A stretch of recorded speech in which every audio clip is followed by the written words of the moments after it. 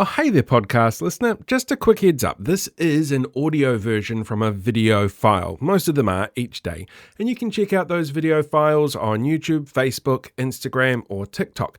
They're all there. They've got the pretty pictures. You can look at the pictures and go, that's what he's talking about when he says, look at this. But you're also more than welcome to listen to the podcast version. And if you're going to listen to the podcast version, why not give us a bit of a ranking or rating or however it is that it works on this particular podcast platform? It'd be kind of cool to move up the rankings a little bit. But up to you. I'm just a voice, completely disembodied, not the police. So feel free to do that. All right, I'm going to hand you over to Paul now so you can see what depressing thing it is that he's talking about at the moment for this episode. Hello there, kia ora. The Select Committee is now taking submissions on the ACT Party wants to control everything the government ever does forever bill, also known as the Regulatory Standards Bill. This piece of legislation would hand unprecedented power to the Minister of Regulation, who is, this guy, David Seymour. Shocker. And every new act and most of the old acts they want to review would then be put through the grinder to see if it fits the definition of good lawmaking, based on David Seymour's principles, like the ones he wanted to define the treaty with. But this act has no mention of the treaty, our founding document and cornerstone to our entire legal framework. The Waitangi Tribunal called for it to be scrapped, citing that there was no consultation with Māori, that it seeks to rewrite the constitutional arrangements of the country by changing the process in which laws are made, which therefore impacts Māori, so they should have been consulted. Not doing so actually violated the Crown's obligation to consult with Māori in good faith. Labour's Duncan Webb has pointed out that this bill favours corporate interests over environmental protections, communities and the treaty. The Greens have said that the bill itself proceeding shows that Christopher Luxon is failing to show up to support the treaty, while even Winston Peters has doubts about it, but he's allowed it to go through to the Select Committee stage. Experts online like Professor Jane Kelsey have called it a constitutional straitjacket and dangerous by infusing our laws with the far-right faux libertarian ideology of the ACT Party. Dr. Carwyn Jones has called it the Anti-Treaty Principles Bill designed to be constitutionally superior to the treaty and allowing government to bypass the document, and is even being likened to a fascist framework because it removes the ability for public servants, professionals and local authorities to apply case-by-case judgment in specific contexts when the need arises, so that they can ensure consistent regulation under the Act.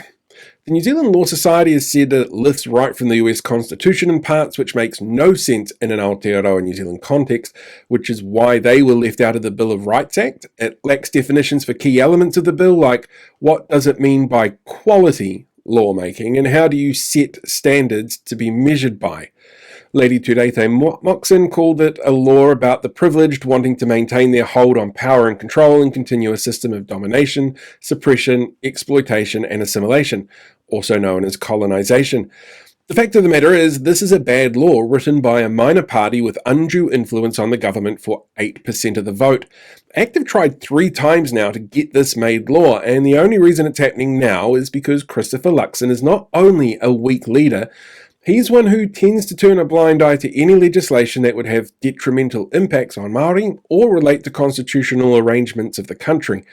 And it seems much of the public can see this. In fact, the initial feedback on the bill, 22,800 submissions, only 76 or 0.33% supported it.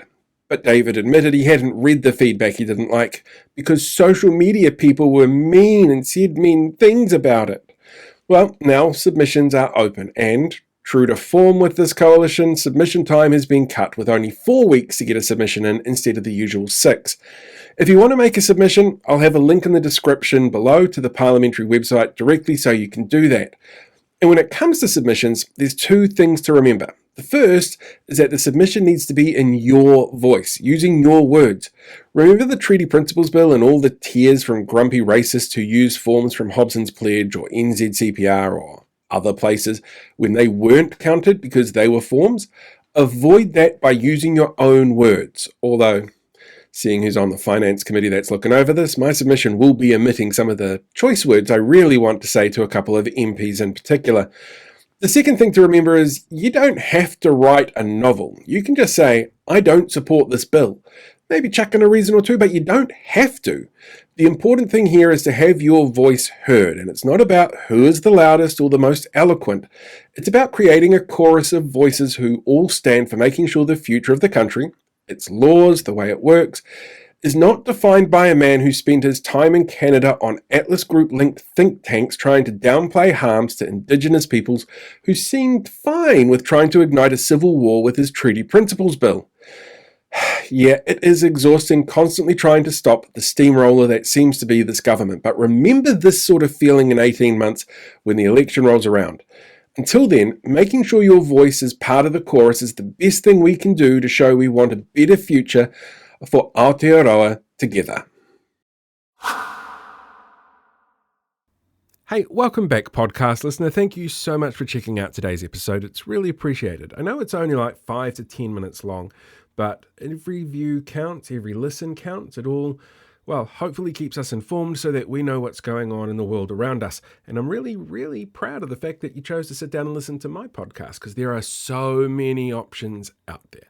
Don't forget, as I said at the beginning, if you want to watch the video version, you're more than welcome to. It's available on a whole range of platforms, and they're all linked in my bio, along with my Substack. You should probably go and subscribe to that, because there's going to be a lot of detailed stuff in that coming up over the next 6 months, looking at local body election candidates and some of the really, really out there ones.